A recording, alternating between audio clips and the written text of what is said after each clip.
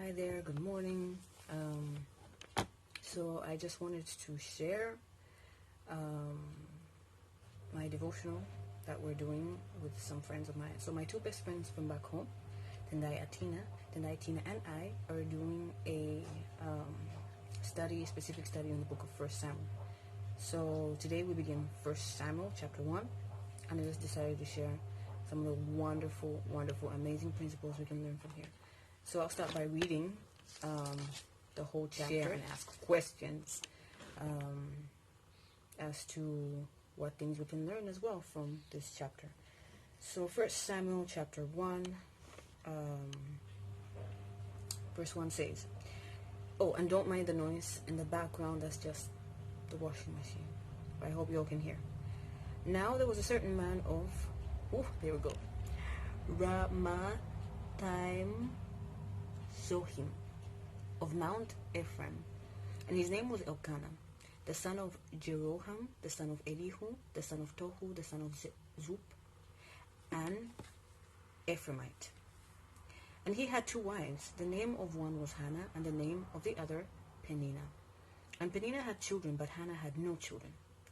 And this man went up to the city yearly to worship and to sacrifice unto the Lord of hosts in Shiloh. And the two sons of Eli, Hophni and Phinehas, the priests of the Lord, were there. And when the time was that Elkanah offered, he gave to Peninnah his wife, and to all her sons and daughters their portions. But unto Hannah he gave a worthy portion, and he loved Hannah, but the Lord had shut up her womb. Verse 6. And her adversary also provoked her severely to make her fret, because the Lord had shut up her womb. And as year by year, when she went up to the house of the Lord, so she provoked her. Therefore she wept and did not eat. Then said Elkanah her husband to her, Hannah, why weep you? And why eat you not? And why is your heart grieved? Am I no better to you than 10 sons? So Hannah rose up after they had eaten in Shiloh, and after they had drunk. Now Eli the priest sat upon a seat by the doorpost of the temple of the Lord. And she was in bitterness of soul, and prayed unto the Lord, and wept bitterly. And she vowed a vow, and said, O Lord of hosts, if you will indeed look on the affliction of your handmaid, and remember me, and not fret your handmaid, but will give unto your handmaid a male child, then I will give him unto the Lord all the days of his life, and there shall no razor come upon his head. Verse 12. And it came to pass, as she continued praying before the Lord, that Eli observed her mouth. Now Hannah spoke in her heart, only her lips moved, but her voice was not heard. Therefore Eli thought she had been drunk. And Eli said unto her, How long will you be drunk? Put away your wine from you. And Hannah answered and said, No, my Lord, I am a woman of a sorrowful spirit. I have drunk neither wine nor strong drink, but have poured out my soul before the Lord. Count not your handmaid for a daughter of Belial, for out of the abundance of my complaint and grief have I been speaking. And Eli answered and said, Go in peace, and the God of Israel grant you your petition that you have asked of him. And she said, Let your handmaid find grace in your sight. So the woman went her way and did eat, and her countenance was no more sad. And they rose up in the morning early, and worshipped before the Lord, and returned and came to their house to Ramah. And Elkanah knew Hannah his wife, and the Lord remembered her. Therefore it came to pass, when the time was come about, after Hannah had conceived, that she bore a son, and called his name Samuel, saying, Because I have asked him of the Lord. And the man Elkanah and all his household went up to offer to the Lord the yearly sacrifice and his vow. But Hannah went not up, for she said unto her husband, I will not go up until the child is weaned, then I will bring him, that he may appear before the Lord, and there abide forever. And Elkanah her husband said unto her, Do what seems to you good. Tarry until you have weaned him, only the Lord establish his word. So the woman abode and nursed her son until she weaned him. And when she had weaned him, she took him up with her, and 3 bullocks and 1 ephah of flour and a skin of wine, and brought him into the house of the Lord in Shiloh.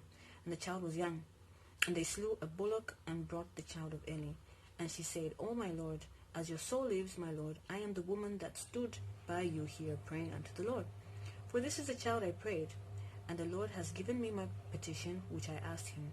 Therefore also I have lent him to the Lord as long as he lives. He shall be lent to the Lord," and he worshipped the Lord there.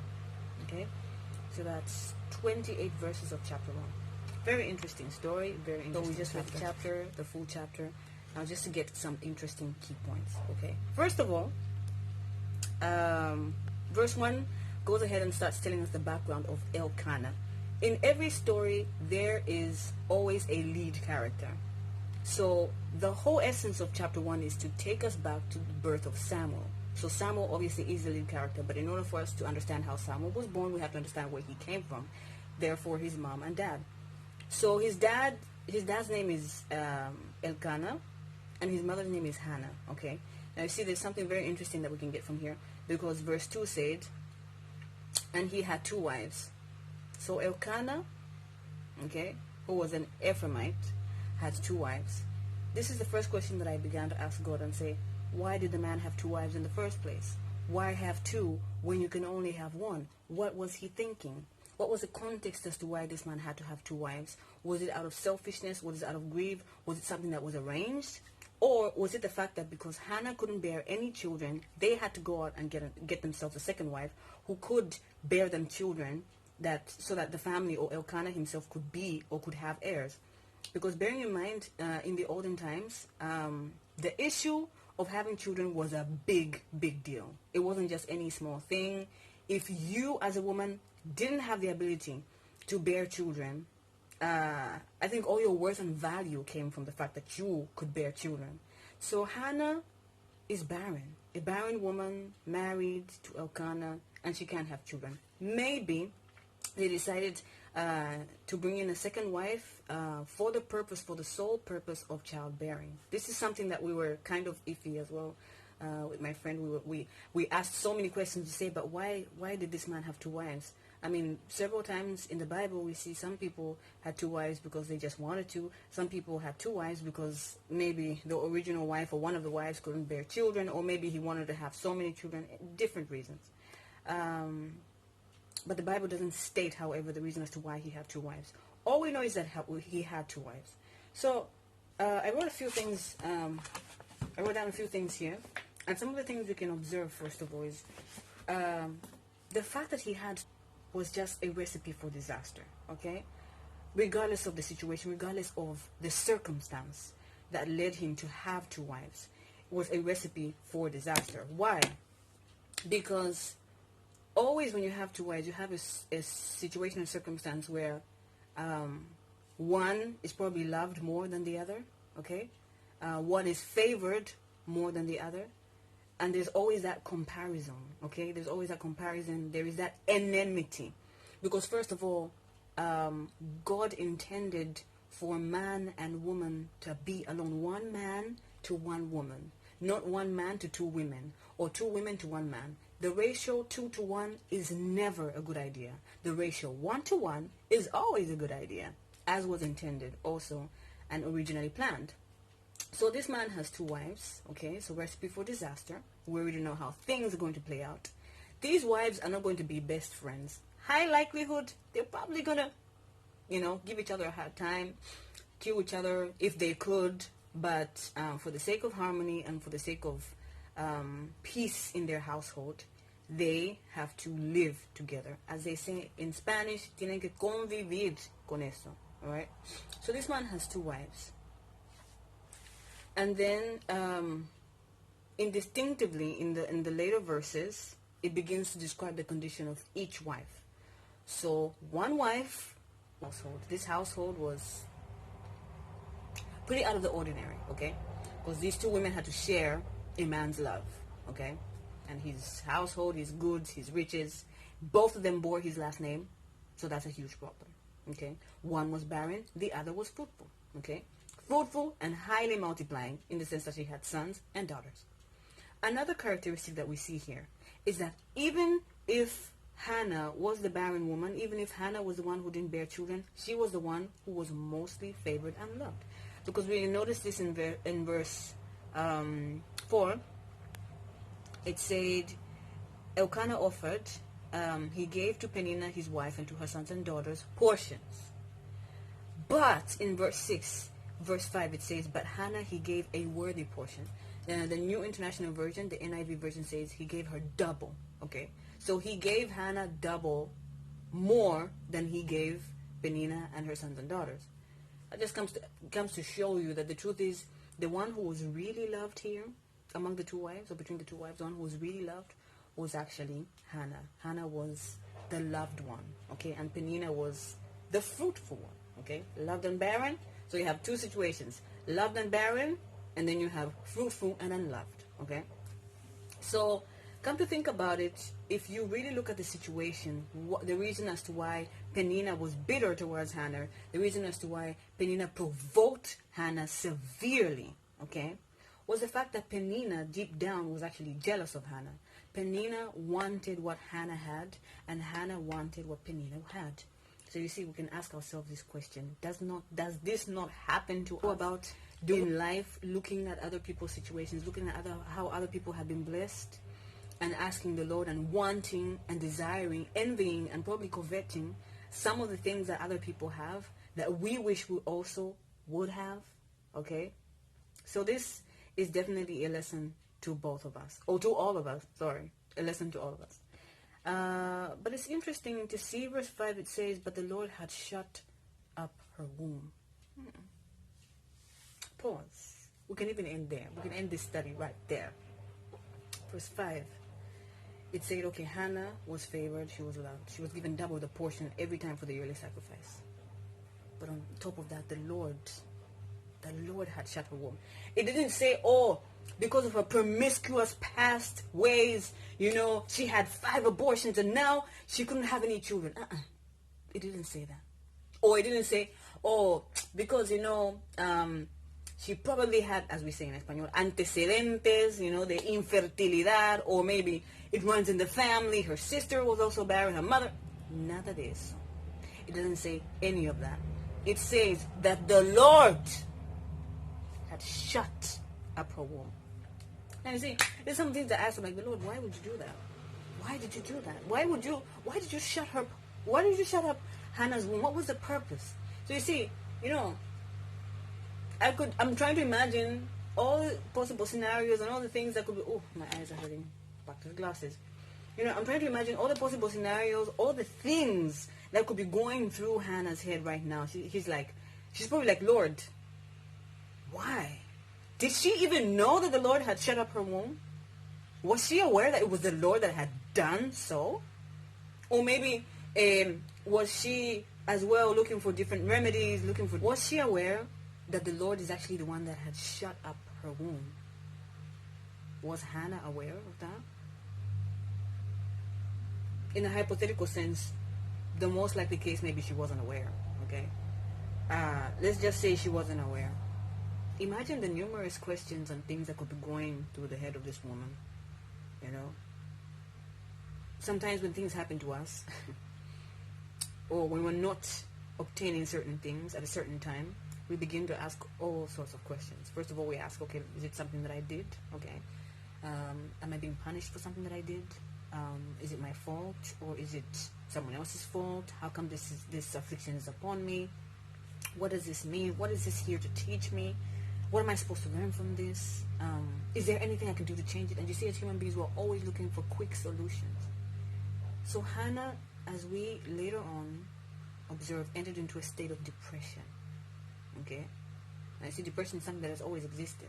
It's just not now. This is not a 21st century mental disease. This existed even in times of old. We can see many times in the Bible that certain characters actually entered into depression. Okay?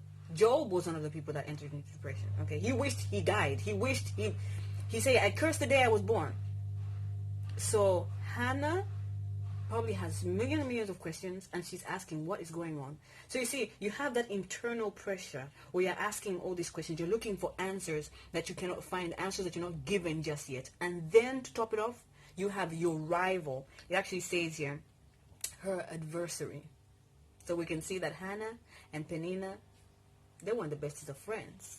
It wasn't, oh, hey sister, okay, so Who is going to have date night with Elkanah? Is it you? Okay, it's your turn. Go. Have fun, girl. Okay, let me give you this perfume. This is the one that he likes. No. Adversary. We can clearly see the relationship that existed between Hannah and Peninnah. Adversary. So it says here, and her adversary also provoked her. But the word here, the adjective is severely. It wasn't just like, oh, I'm trying to imagine, we have to put a little some drama in some of these stories. I'm trying to imagine, it wasn't just, oh, you don't have kids. No, I'm sure Peninnah did everything in her power to ensure and to let Hannah know that I am the one with the children. You ain't got nothing.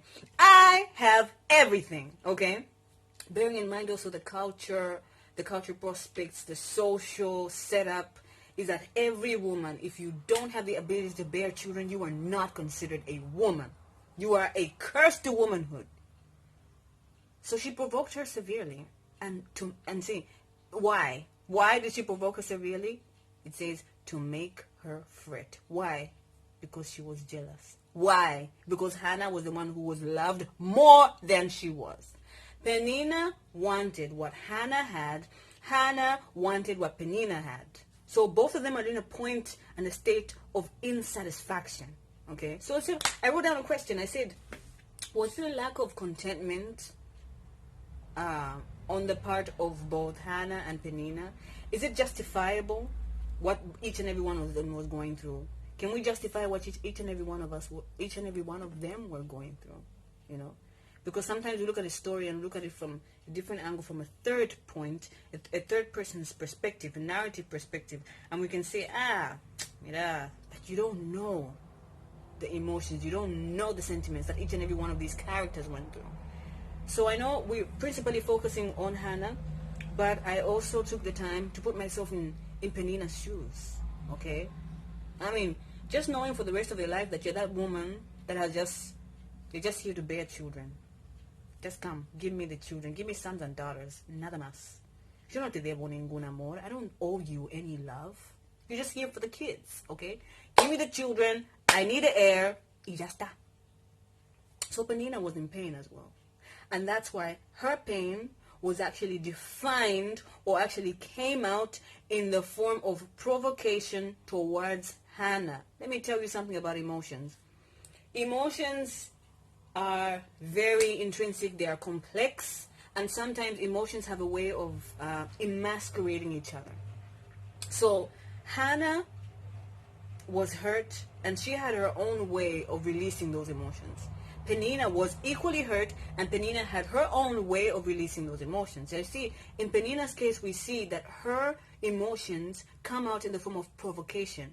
It made her feel much better to rub it in to Hannah's face, the fact that she was the one who bore children and Hannah wasn't the one who bore children. Hannah was the parent. And you see, doesn't this happen sometimes in our lives? When, especially, we don't have certain things in our lives, and we're envious of certain people, envious of even our friends, envious of our mates because they have certain things that we don't. So what we do is we rub it in their faces. We make sure that they understand that I am the one who has this and you have nothing. Watch it. So, moving on. Okay, so verse 7, we see the scenario where it was time for the yearly sacrifice. The whole family went. Okay. And this time,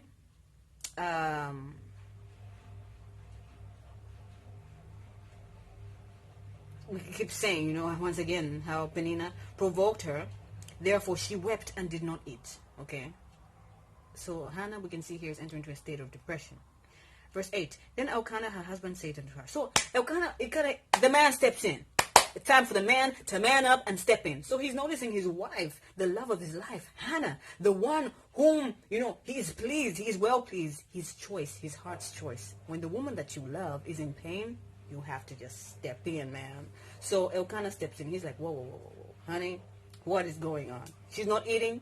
She's crying consistently and continuously. And he asks, why are you weeping? Why are you crying? Why aren't you eating, my love? Why aren't you eating? Why are you crying? Why is your heart grieved? You see, sometimes, even the love of your life, he will be there for you. or she will be there for you. But many times they will not understand the pain that you're going through. Because some of the pains that you're going through, no matter how someone loves you so dearly and so deeply, they simply just cannot be your remedy. Okay? So Elkanah goes ahead and asks, okay, you know what, this has been going on for a very long time, Hannah, my love, let's sit down, let's talk. I have a question for you, Hannah. Am I not better to you than 10 sons? So you see, this is affecting their relationship. This whole I don't have children thing is affecting their relationship. And Elkanah begins to ask and say, wait, tell me something, darling. Am I not more than 10 sons? Is my love not enough for you? Now you see, this stuff happens in relationships and couples and marriage, where, especially also in issues of infertility, is something that is very painful, especially for the woman, you know. I can imagine more so in those times. Or any woman, especially maybe if you're going through abortion or todo eso, es otra cosa, ¿me entiendes? Es otro aire. That sometimes not even your spouse can be able to understand. So Elkanah asks Hannah, he says, look, I'm doing everything. I'm giving you double portions for the yearly sacrifice. It is you that I love. Is that not enough? Okay. Now you see, in general, we look at it on that spectrum and say, bueno, hasta ahí nomás, you know. But no. What you can actually see is you can take this relationship even further to our relationship with God. Sometimes we're so depressed and we're so beat down over things that we don't have, over the things that we are lacking right now, over the things or the desires of our heart, that God steps in. He sees our weak condition and he asks, Sonia, wait a minute. Why are you weeping? Why is your heart so grieved? Why are you not eating? Am I not more valuable to you? Is my love not enough for you? So you see, you can look at it from that angle and perspective and say, bueno, he was asking because he was concerned that the relationship was going through a terrible time. But also, any relationship, especially our relationship with God, there are moments where God looks at us and he sees we're so big down, we're so immersed, we're so focused in having something that we want so bad, and we're depressed just because we don't have it. We're weary, we're weak, we're crying, we're just so low. There's nothing to be grateful for. There's nothing absolutely to appreciate. We're just so fixated in that thing that we want so bad that God has to step down and ask us, am I not more valuable? Is my love not enough? Is your career more important than me? Is your need and desire to thrive and graduate and do all the things, whatever it is that you're desiring, is that more than me? Is my love not enough for you? So this is a personal question that we can also answer our God as well. So it goes on, verse 9 says, so Hannah rose up after they had eaten, okay, in Shiloh, and after they had drunk, and then this is where the miracle happens. And then this is where it all happens, okay? So the scenario, they've all gone to give the yearly sacrifice, and Eli, the priest, Eli, however you pronounce it, potato, it's still the same thing. Eli's sitting at the post of the temple. He's sitting by the doorpost of the temple. And because Hannah was so bitter, she just went. Porque tenía que comer, she ate, and all that, just wiped her tears, made herself presentable. And they reached the temple. But her heart was still bitter. That has probably happened in our lives as well. You know, where we have to be strong and put up a strong front. But we still know what's going on in our hearts. We know the pain that we're feeling, but you still have to just get up another day, wash your face, put yourself together, smile, and pretend like nothing's wrong, and just keep it going, keep moving. So this is the same thing that happened with Hannah. Okay? So she was, verse 10 says, she was in bitterness of soul. What was only on the inside could not be manifested on the outside. She was bitter. She had a bitterness of the soul, and prayed unto the Lord and wept bitterly. Now you see, from afar, it actually says in the later verses, from afar it looked like she was, I don't know, is she drunk? Because you could see that she was praying from her heart. It was a proclamation, an intimate proclamation that from afar it looked so wrong. Like, is this woman chupó algo así? Like, what's wrong? But no, she was actually pouring out her heart. So you see, Eli observes that from afar, and he's like, whoa, we cannot have this foolishness in the temple. So he walks up to her and says, hey, please, what is wrong with you, woman? How long will you be drunk? Put away your wine from you. And I see, has this not happened so many times where we are, as human beings, we're so quick to jump to conclusion based on what we see? Okay? So Eli saw the situation from afar. He didn't see it from near. He didn't know what Hannah was going through. He didn't ask Hannah what she was going through. He just presumed, came up with a conclusion and said, this woman is drunk. I got to get her out of the temple. I need to advise her. I need to admonish her. I need to give her advice, counsel. And you see, we are so quick as human beings to jump to conclusion. Even if you're a child of God, even in being a child of God, we can see that Eli, the priest himself, jumped to this conclusion.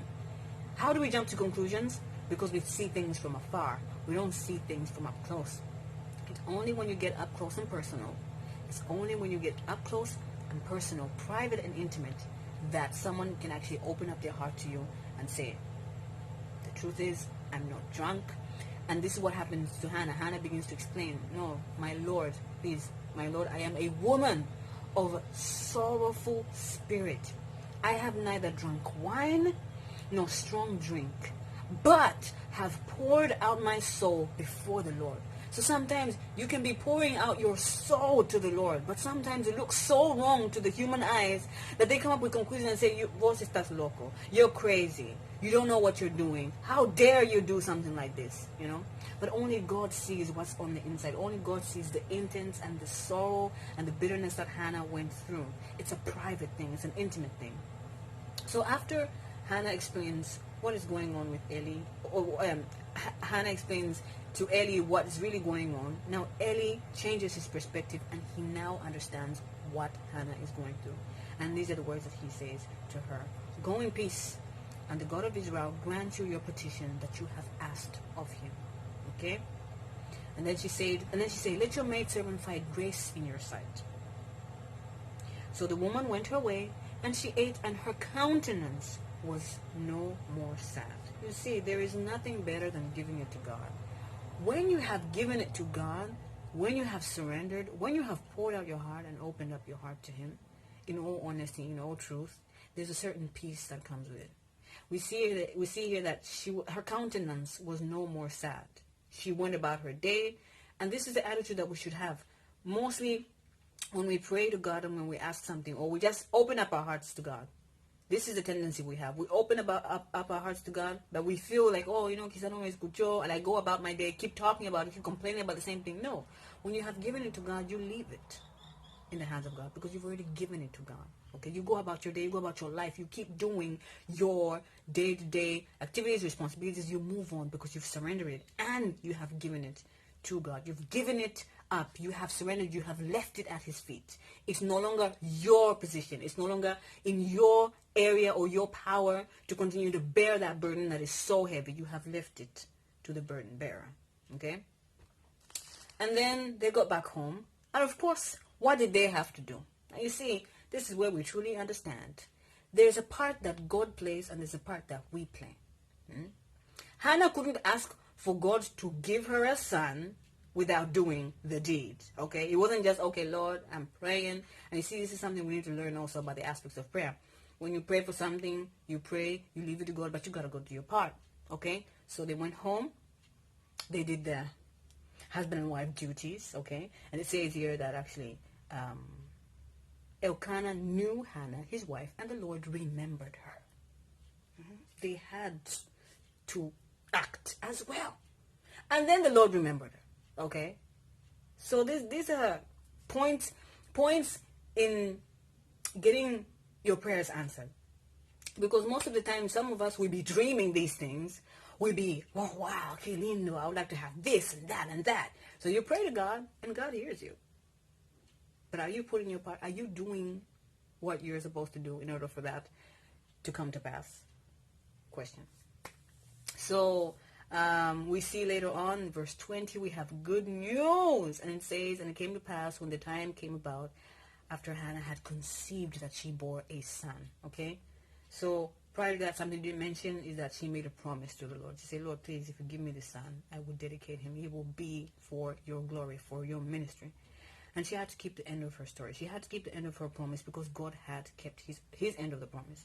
It's interesting to see that God is the one who actually shut up her womb. And it had to be done for a purpose. And only in the end we see that things make sense. Always in the end. In the end, things always make sense. In the middle of the chaos, you're just like, oh Lord, I don't understand anything. Why is this happening? But in the end, it all makes perfect sense and it all works out. So this is the summary.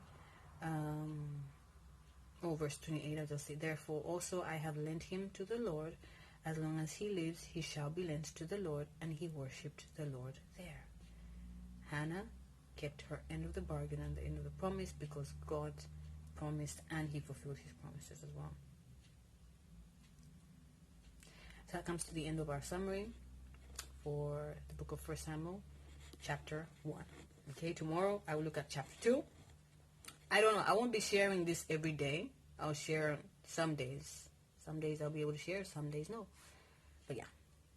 Bye. Thanks for stopping by.